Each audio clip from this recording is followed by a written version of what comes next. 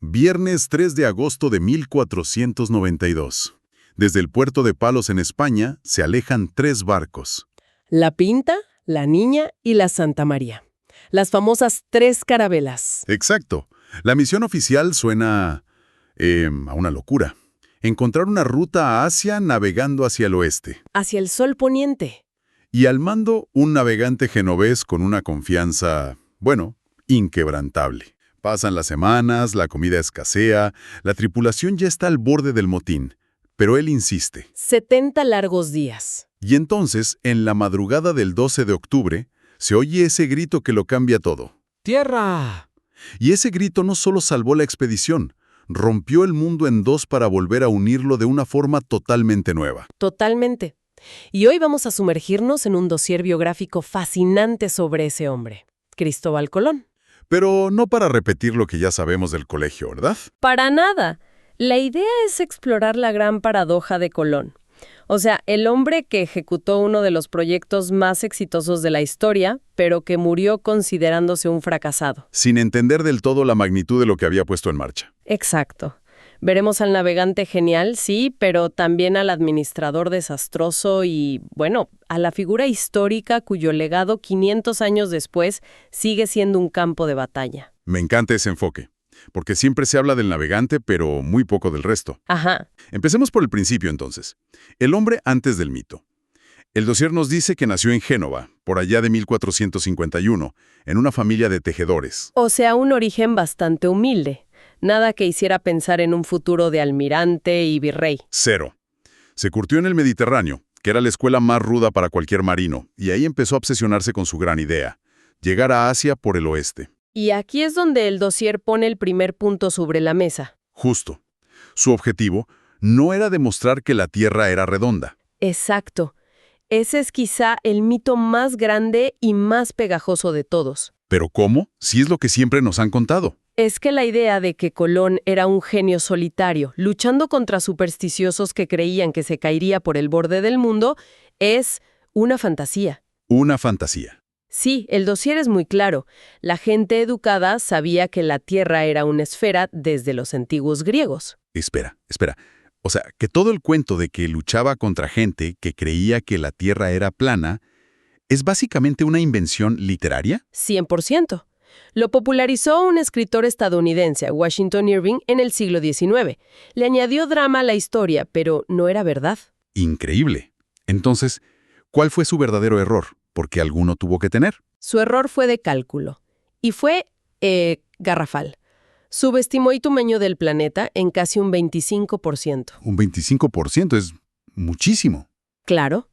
Pensaba que la distancia entre las Canarias y Japón era mucho más corta. Y lo más importante, no tenía ni la más remota idea de que había un continente entero en medio. Un continente con millones de personas. Exacto. Su plan, en realidad, estaba destinado al fracaso. Tuvo la increíble suerte de tropezarse con América. Entonces, si su teoría estaba equivocada y no era un revolucionario de la ciencia, ¿dónde estuvo su verdadera genialidad? ¿Por qué él y no otro? Su genialidad era 100% práctica, no teórica. Entiendo. Lo que revela el dossier es que Colón no era tanto un científico como un extraordinario director de operaciones. Era un maestro del pilotaje por estima. El arte de navegar sin ver tierra. Eso es, usando solo la brújula, las estrellas y un instinto brutal para leer el mar. Pero su verdadero as bajo la manga fue descifrar el sistema de vientos y corrientes del Atlántico. Ah, claro. Entendió que podía usar los vientos alisios para ir hacia el oeste y los vientos del oeste para volver. Descubrió la autopista de ida y vuelta a través del océano. Y eso fue lo que vendió. No una idea, sino una ruta. Una ruta de negocios. Una ruta de negocios que a muchos les pareció una locura. Fue rechazado en Portugal, en Inglaterra, hasta que llega a Castilla y convence a los reyes católicos. Ajá. Y el acuerdo que firman, las capitulaciones de Santa Fe del 17 de abril de 1492, no es un simple patrocinio, ¿eh? Para nada. Esto que describes es un contrato digno de Silicon Valley. Los beneficios que pedía eran astronómicos. Eran demenciales. Y es clave entender este documento para comprender su posterior caída. ¿Qué le prometían exactamente? Pues, si tenía éxito, le prometían cosas sin precedentes. Primero, el título de almirante del mar Océano, hereditario para siempre. Hereditario. Y segundo, virrey y gobernador de todas las tierras que encontrara. Es como si hoy la NASA le prometiera a un astronauta ser el rey vitalicio de todos los planetas que visite. Es una buena analogía. Estaban creando un señor feudal en un territorio desconocido. En ese contrato estaban escritas tanto su gloria como su tragedia. Con ese contrato casi de ciencia ficción en la mano, se lanza a ese primer viaje. El que todos conocemos. El 12 de octubre de 1492, llega a una isla que los taínos llamaban Guanajaní, y él pues la rebautiza como San Salvador. Explora las Bahamas, Cuba, la Española. Pero no todo es un camino de rosas. No, en plena Nochebuena, la Santa María, su barco principal, encalla y se destroza. Un desastre. Y con los restos construye el fuerte La Navidad. Deja allí a unos 40 hombres. El primer asentamiento europeo en siglos, nacido de un naufragio. Y lo que es fascinante aquí es el impacto mediático de su regreso. Mediático. Sí. Colón vuelve a España en marzo de 1493 y no llega con las manos vacías.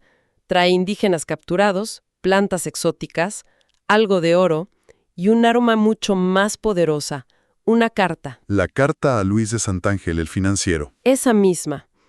En esa carta él narra su versión de los hechos.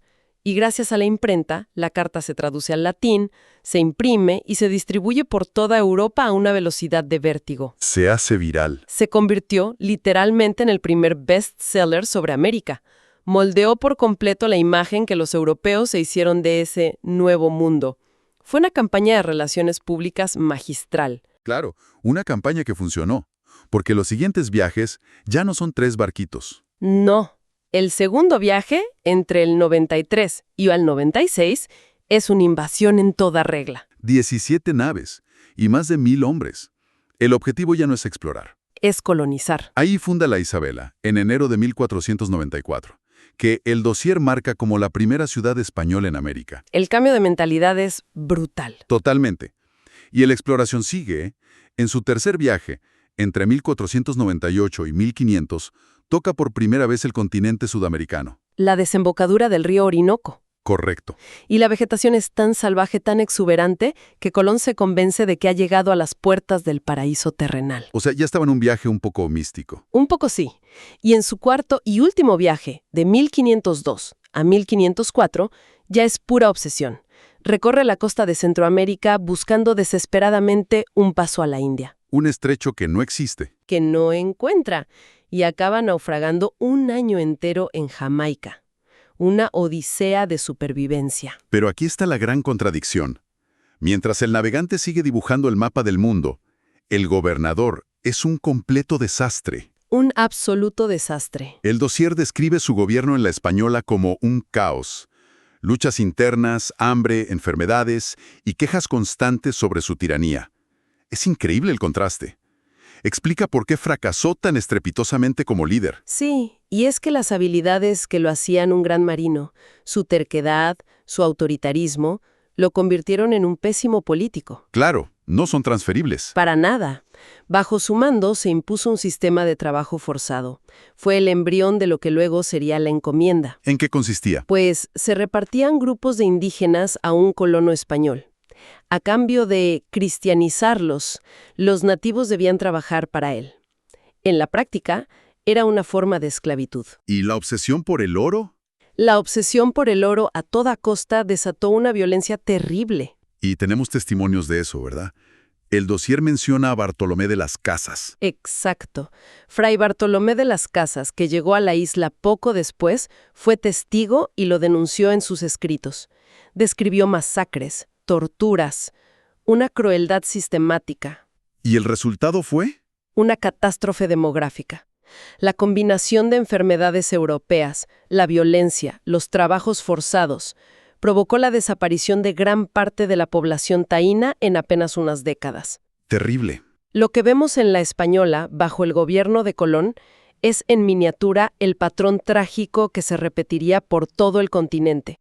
La situación debió ser insostenible porque las noticias llegaron hasta España. Y la reacción de los reyes fue drástica. En 1500 envían a un administrador, Francisco de Bobadilla, a poner orden. Y lo que hace Bobadilla es algo, bueno, parece sacado de una película. Es una escena potentísima, sí. Bobadilla llega, investiga las denuncias y toma una decisión radical. Arresta a Colón y a sus hermanos. Pero no solo los arresta. No, los manda de vuelta a España encadenados. Imagínate la escena. Es brutal. El almirante del Mar Océano, el virrey de las Indias, El hombre al que le prometieron el mundo. cruzando de vuelta el océano que él mismo conquistó, pero esta vez como un prisionero, cargado de cadenas. Es una caída sacada de una tragedia griega. El punto más bajo de su vida, sin duda. Aunque los reyes lo liberaron al llegar, nunca recuperó su poder, ¿cierto? Nunca. Le permitieron hacer ese cuarto viaje, pero ya como explorador, no como gobernante. Y esa caída, según el dossier, abre toda una serie de debates y misterios que sigan vivos hoy. Como por ejemplo su origen. Exacto. Su figura está llena de cabos sueltos. La versión oficial es que era de Génova. Sin embargo, el dossier menciona que análisis genéticos muy recientes han vuelto a poner sobre la mesa otras hipótesis. ¿Como cuáles? Como un posible origen sefardí ibérico, o sea, de una familia judía de España o Portugal.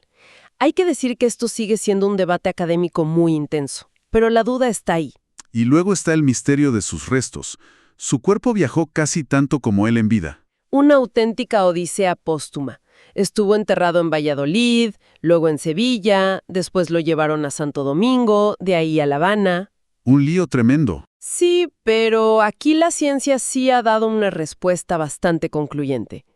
Estudios de ADN confirmaron que los huesos en el mausoleo de la Catedral de Sevilla son efectivamente los de Cristóbal Colón. Ah, bueno. Aún así, en Santo Domingo todavía se mantiene la reclamación simbólica de que ellos tienen parte de los restos. Y queda un último enigma, ¿no? No pequeño, pero simbólico. Queda el de Guanahani. Todavía no hay un acuerdo total sobre cuál de las islas de las Bahamas fue exactamente esa isla del primer desembarco. San Salvador es la candidata principal, pero hay otras. Hay otras como Samanacae o Gran Turca. El punto exacto de ese primer y fatídico contacto entre los dos mundos sigue siendo un pequeño misterio. Después de ese último viaje, Colón vuelve a Castilla, ya muy enfermo, y el dossier cuenta que pasó sus últimos años obsesionado con los pleitos contra la corona. Intentando que le devolvieran los títulos y sobre todo el dinero que le habían prometido en las capitulaciones. Murió en Valladolid el 20 de mayo de 1506, convencido de que le habían robado la gloria y sin ser consciente de la verdadera dimensión de lo que había iniciado. Y esa es la paradoja final de su figura, ¿no? Cuando lo analizamos a fondo, vemos que la palabra descubridor se queda muy corta. Porque no descubrió tierras vacías. Exacto. Fue la gente que inició una conexión permanente, violenta y transformadora entre dos mitades del planeta que habían vivido de espaldas. Fue el catalizador de la globalización. Por lo tanto, su legado es una contradicción andante. Por un lado tienes al navegante audaz, al tipo perseverante que descifró el océano y conectó continentes. Y por el otro, Tienes al hombre que abrió la puerta a un proceso colonial de una brutalidad y unas consecuencias devastadoras para millones de personas.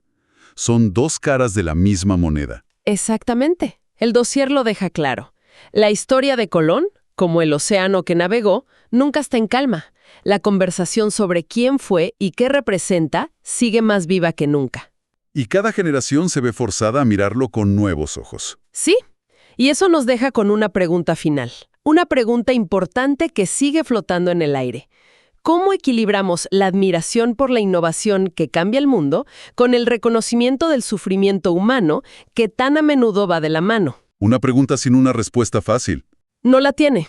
Y quizá por eso, 500 años después, seguimos hablando de Cristóbal Colón.